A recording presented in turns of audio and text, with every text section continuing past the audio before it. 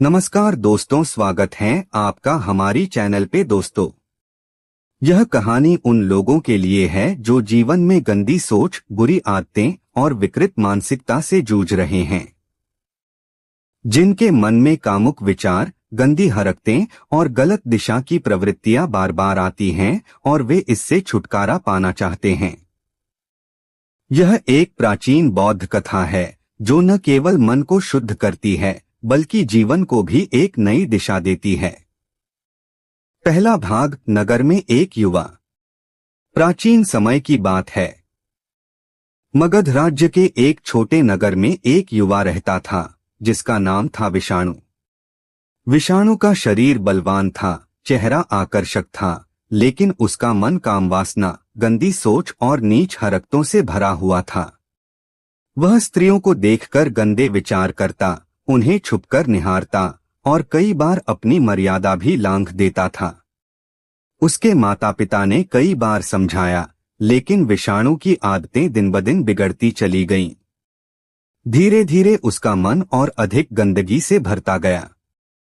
वह दिन भर बस यही सोचता कि कौन स्त्री सुंदर है, किसे देख सकता है, किसके पीछे जा सकता है। उसकी यह प्रवृत्ति पूरे नगर में प्रसिद्ध हो गई थी और लोग उसे घृणा की दृष्टि से देखने लगे थे। दूसरा भाग। विषाणु का सामना बुद्ध से। एक दिन नगर में यह खबर फैली कि गौतम बुद्ध अपने भिक्षु संघ के साथ नगर के बाहर ठहरे हैं। नगर के लोग श्रद्धा से उन्हें सुनने गए। विषाणु भी अपनी जिज्ञासा के कारण वहां पहुंचा। उसने सोचा, देखते हैं यह साधु क्या उपदेश देता है। जब वह वहां पहुंचा तो वहां शांति का वातावरण था। बुद्ध कम बोल रहे थे, लेकिन उनके शब्दों में गहराई थी। उन्होंने कहा, जैसे कमल कीचड़ में खिलता है, वैसे ही मनुष्य विकृत विचारों से भी ऊपर उठ सकता है, परंतु उसके लिए आत्मनिरीक्षण और सतत अभ्यास आवश्यक है। यह वाक्य विषाणु के कानों में गूंजा। वह कुछ देर वहीं बैठा रहा। बुद्ध की आंखों में उसे ऐसा तेज दिखा जो किसी स्त्री के सौंदर्य से कहीं अधिक मोहक था। उसे यह समझ नहीं आ रहा था कि यह शांति, यह करुणा और यह तेज कैसे प्राप्त किया जा सकता है। तीसरा भाग। गंदी सोच पर बुद्ध का प्रश्न। विषाणु बुद्ध के पास गया और बोला, हे तथागत, मैं बहुत पापी हूं। मेरे मन में हर समय गंदे विचार आते हैं। मैं स्त्रियों को देखता हूं तो मेरा मन बहकता है। मैं उन्हें बस एक वस्तु की तरह देखता हूं। मैं अपनी आदतों से थक चुका हूं, पर ये गंदी हरकतें, गंदे विचार मुझे छोड़ते नहीं।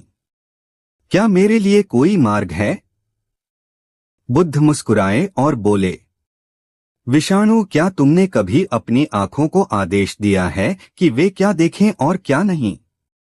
विषाणु चकित होकर बोला, नहीं, मैंने तो बस जो देखा वही देख लिया। बुद्ध बोले, तो फिर दोष तुम्हारी आंखों का नहीं, तुम्हारे मन का है। आंखें केवल माध्यम हैं, निर्णय मन करता है। जिस दिन मन यह निर्णय ले ले कि वह शुद्ध रहेगा, उस दिन आंखें भी वैसा ही देखती हैं।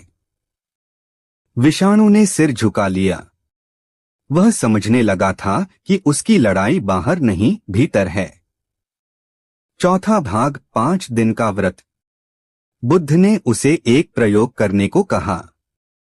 5 दिन तक तुम केवल इतना करो, किसी स्त्री को देखकर यदि तुम्हारे मन में गंदा विचार आए तो तुम उसी समय 3 बार यह मंत्र बोलो, मेरा मन शुद्ध है, मेरी दृष्टि पवित्र है, मैं आत्मा को देख रहा हूं, शरीर को नहीं, और तुरंत उस दृश्य से दूर हो जाओ।